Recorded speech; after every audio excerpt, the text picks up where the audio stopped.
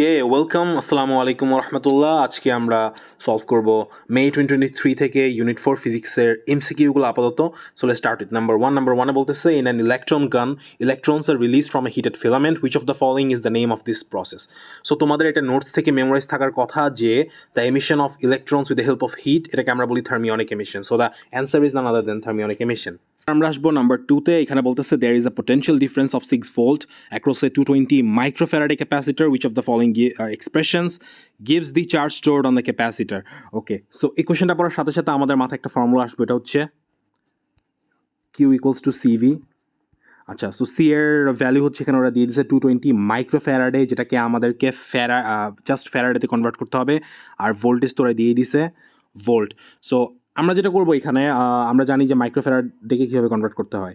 এটাকে আমরা 220 ইন্টু 10⁻⁻6 করবো, তাই না? তাইলেই তো আমাদের জাস্ট ফ্যারাডের ভ্যালু চলে আসবে। এখন একটা জিনিস খেয়াল করো, ওরা এখানে অ্যান্সার হচ্ছে আমাদের বি, ঠিক আছে? সো বি তোরা কী করছে, ওরা 2.2 ইন্টু 10⁻⁻4 লিখছে। এখন 220 ইন্টু 10⁻�6 আর 2.2 ইন্টু 10⁻⁴ কিন্তু সেম জিনিস, যেটা ওরা এখানে একটু কনফিউজ করার জন্য বলছে। জাস্ট একটু মনোযোগ দিলে তোমাদের মাথায় জিনিসটা চলে আসবে। সো আমাদের অ্যান্সার হচ্ছে এখানে বি। নাম্বার 3-তে বলতেছে the nucleus of potassium emits a beta positive particle which row of the table shows the proton number and nucleon number of the nucleus that is produced. Proton number, nucleon number. ওকে, এইখানে actually যেহেতু এখানে একটা decay হইতেছে, so আমরা যেটা করবো আগে একটা সুন্দর করে ইকুয়েশন ড্র করি। It makes life a lot easier. So একটা ইকুয়েশন ড্র করি। 38, এটা হচ্ছে 19, সরি আমি একটু ভালোভাবে ড্র করি। ওকে, সো উপরে হচ্ছে 38 আর নিচে হচ্ছে 19। এটা যখন ভাঙবে তখন হচ্ছে একটা বেটা পজিটিভ তৈরি হবে, আর একটা এলিমেন্ট অবশ্যই তৈরি হবে যেটা আমরা জানি না। সো এখানে আমরা এক্স দিলাম। আচ্ছা, বেটা পজিটিভ হচ্ছে এখানে প্লাস, যেহেতু বেটা পজিটিভ সো একটা +1 হবে নিচে, আর অবভিয়াসলি ওর ম্যাথ নাম্বার তো 0। তো ওর ম্যাথ নাম্বার যদি 0 হয় তার মানে এক্সের ম্যাথ নাম্বার কত হবে? 38 হবে, বিকজ আর তো কোনো কিছু নাই যে এখান থেকে বাদ দিব। সো যদি আমরা ইকুয়েশনটাকে মিলাতে চাই, সো এক্সের ম্যাথ নাম্বার আমাদের 38 দিতেই হবে। আর এখানে বেটা যেহেতু +1, সো আমাদেরকে একটা এখানে প্রোটন নাম্বার কমাইতে হবে, যেটা হচ্ছে 18। সো আমরা কী পাইলাম at the end of the day? আমরা পাইলাম 38 আর 18। এটা আমরা কই পাচ্ছি? এটা আমরা পাচ্ছি হচ্ছে বিতে। 18 proton number and nucleon number 38. So this is the answer for number 3. এবার নাম্বার 4-এ যাই, which of the following gives the base units of impulse? ভাই ইজি একটা কোশ্চেন দিছে, আরামসে মার্ক চলে আসবে। সো এখানে আমরা ইম্পালসের ফর্মুলা ইউজ করি, impulse equals to F into T. ফোর্সের বেস ইউনিট কি? KG metre per second square, right? আর টাইম কি? সেকেন্ড। সো এবার কী হয় অ্যান্সার? দেখো অ্যান্সার হয় এ। খুবই ইজি ছিল ভাই। এরপর নাম্বার 5-এ যদি যাই, scientist use particles with high energy to investigate the structure of nucleons. Which of the following statements is not a reason why particles with high energy are required? কি বলছে এখানে? নট এ বলছে। আমরা মাঝে মাঝে এগুলো হারাই ফেলি। সো আমরা কি করবো এখান থেকে? আমরা এলিমিনেশন ইউজ করি, ঠিক আছে? একটার পর একটা বাদ দিই। আচ্ছা, রিজনগুলো কী কী দেখি। To allow forces between particles to overcome, এটা একটা রিজন। To ensure particles have a very high momentum, এটা একটা রিজন। To ensure particles have a very small de Broglie wavelength, এটা একটা reason. To provide sufficient energy for the production of new particles, এইটা reason না। সো আমরা এইটাকে mark করতেছি, ডি হচ্ছে আমাদের অ্যান্সার। সো তোমরা দেখো এখানে কি বলতেছে, not a reason why the particles with high energy are required. মানে এখানে আমাদের উদ্দেশ্যটা কি? To investigate the structure of nucleons. So এইটা একদমই আমাদের উদ্দেশ্য না, এমন কোনো কিছু তো আমরা চাই না, রাইট? নিউক্লিয়নের স্ট্রাকচার ইনভেস্টিগেট করার ক্ষেত্রে। সো এটা আমাদের অ্যান্সার হবে হচ্ছে ডি। অ্যান্ড দেন আমরা যাবো নাম্বার 6-এ। এখানে বলতেছে which of the following is a fundamental particle. এইখানে এই চারটা প্রথমে পড়বা, পড়ার পরে প্রথমেই তুমি একটা জিনিস মনে করবা যে আমাদের মনে থাকা উচিত যে অল লেপটনস আর ফান্ডামেন্টাল পার্টিকেলস, ঠিক আছে? সো এই চারটার মধ্যে লেপটন কোনটা? এই চারটার মধ্যে লেপটন হচ্ছে নিউট্রিনো, আর নিউট্রিনো যেহেতু লেপটন, সো এটা একটা ফান্ডামেন্টাল পার্টিকেল। দ্যাট মিনস এই আমাদের অ্যান্সার। আর বাকিগুলো দেখো ওরা কিন্তু কোয়ার্ক বেস পার্টিকেল, সো ওরা হবে না। কোয়ার্ক বেস পার্টিকেল এখানে, মানে ওরা ফান্ডামেন্টাল পার্টিকেল না। তারপর আমরা নাম্বার 7-এ যাই। And then number 7-এ বলতেছে a particle has mass 6.5 mega electron volt per c square. Which of the following gives the mass in kg of the particle? আচ্ছা, এখানে জাস্ট হুবাহু বসাই দাও, ওরা যেভাবে দিছে হুবাহু এভাবে তোমরা জাস্ট বসাও এখানে। ওকে, নিচে c স্কোয়ার, মানে c হচ্ছে তোমার velocity, speed of light. So আমরা 3 × 10⁸ হোল স্কোয়ার দিয়ে দিই, আর ওপরে হুবাহু বসাও 6.5 ম্যাগ ইলেকট্রন ভোল্টের ভ্যালু বসাও এখানে, তারপরে দেখবা যে এখানে অ্যান্সার আসবে হচ্ছে তোমার বি হুবাহু। সো ওরা যেভাবে দিয়েছে হুবাহু এভাবে বসায় দাও। এরপর আমরা যাব হচ্ছে নাম্বার 8-এ। নাম্বার 8-এ বলতেছে in the early 20th century scientist carried out alpha scattering experiments which of the following is not a conclusion from the scientist observation during these experiments. আচ্ছা, নট এ কনক্লুশন বলছে। So আমরা এখানে elimination use করি। Most of the atom is empty space, এর একটা iconic conclusion. এই এক্সপেরিমেন্টের তারপরে বিটা বলতেছে the nucleus contains most of the mass of the atom. হ্যাঁ, অবভিয়াসলি এটা তো একটা কনক্লুশন ছিল। আচ্ছা, C the nucleus is made up of protons and neutrons, এটা রাখলাম। ডিতে যাই, there is a concentration of charge in the atom, এটা একটা কনক্লুশন। আমাদের কিন্তু নোটস থেকে এই কনক্লুশনগুলো আমরা একদম মেমোরাইজ রাখবো। সো আমরা যে মেমোরাইজ করছি কনক্লুশনগুলো, তার মধ্যে তো সি একদমই পড়ে না, দ্যাট মিনস সি হচ্ছে আমাদের অ্যান্সার, নট আ কনক্লুশন।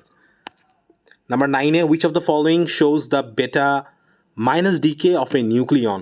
আচ্ছা, এখানে চারটা দিছে। প্রথমে বলতেছি এখানে সি আর ডি বাদ প্রথমেই, ঠিক আছে? বিকজ একটা বেটা ডিকে করে কই থেকে, নিউট্রন থেকে ডিকে, মানে আমি একটা নিউট্রন কী হয় ভাঙে, নিউট্রন ভাঙার পরে হয়তো বেটা ডিকেটা হয়। তো এখানে নিচের সি আর ডি তো বাদ। এবার আমরা এ আর বি দেখবো। এ আর বিতে আমরা যেটা করবো, প্রথমে চার্জ ওদের দেখবো যে ওদের চার্জ কনজার্ভ কিনা, তারপর চার্জ কনজার্ভ হলে আমরা দেখবো যে ওদের লেপটন নাম্বার কনজার্ভ কিনা। তারপরে না মিললে সামনে আরও করা যাবে, বাট আগে আমরা এই দুটো মিলাই দেখি। সো চার্জ, ওকে, এ থেকে শুরু করি। আচ্ছা, ওর চার্জ দেখি কনজার্ভ কিনা। ওকে, so positive proton, that means +1, beta -1, electron neutrino 0, that means equals to 0, এটা কনজার্ভ হইলো। ওকে ওকে ফাইন, তার মানে আমাদের চার্জ কনজার্ভ। এবার আমরা দেখি যে আমাদের লেপটন নাম্বার কনজার্ভ কিনা। আচ্ছা, সো প্রোটন একটা quark base particle, lepton number obviously 0। আর বেটা মাইনাস এটা আর কিছুই না, বেটা মাইনাস হচ্ছে ইলেকট্রনই মেনলি বুঝাইছে। একটা বেটা মাইনাসের তো একটা ইলেকট্রন, দ্যাট মিনস এটা ইলেকট্রনই বুঝাইছে। ইলেকট্রনের লেপটন নাম্বার হচ্ছে +1, আর ইলেকট্রন নিউট্রিনো হচ্ছে এখানে +1 ও লেপটন নাম্বার। সো দেখো এখানে কিন্তু 2 আসতেছে, সো এটা পসিবল না, লেপটন নাম্বার কনজার্ভ হচ্ছে না। দ্যাট মিনস আমাদের অ্যান্সার হচ্ছে বি, বিকজ বি বাকি থাকে। তারপরও তোমরা যদি চাও আমি আরেকবার একটু মিলাই দেখি বিটা। বি আমাদের অ্যান্সার, এটা শিওর। সো বি এর যদি চার্জ মিলাই তাহলে এটা হচ্ছে প্রোটন +1, দেন বেটা -1 +0 ইকুয়ালস টু 0। ওকে, চার্জ মিলছে।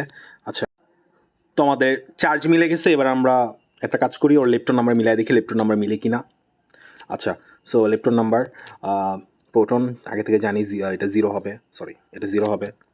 আর বেটা ওর লেপটন নাম্বার হচ্ছে 1, আর ইলেকট্রন অ্যান্টা ইলেকট্রন নিউট্রিনো যেহেতু, সো ওর লেপটন নাম্বার এখানে -1 ইকুয়ালস টু কী হচ্ছে 0 হচ্ছে। সো আমাদের লেপটন নাম্বার কনজার্ভ। সো যেটা আগে বলছি যে বি হচ্ছে আমাদের অ্যান্সার।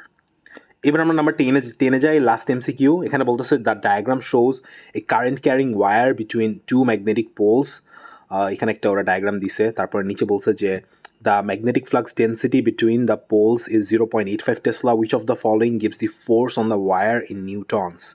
আচ্ছা, সো এখানে আমরা আমাদের ফর্মুলা ইউজ করব একটা, ওইটা হচ্ছে F equals to BIL। So এটা হচ্ছে আমাদের ফর্মুলা।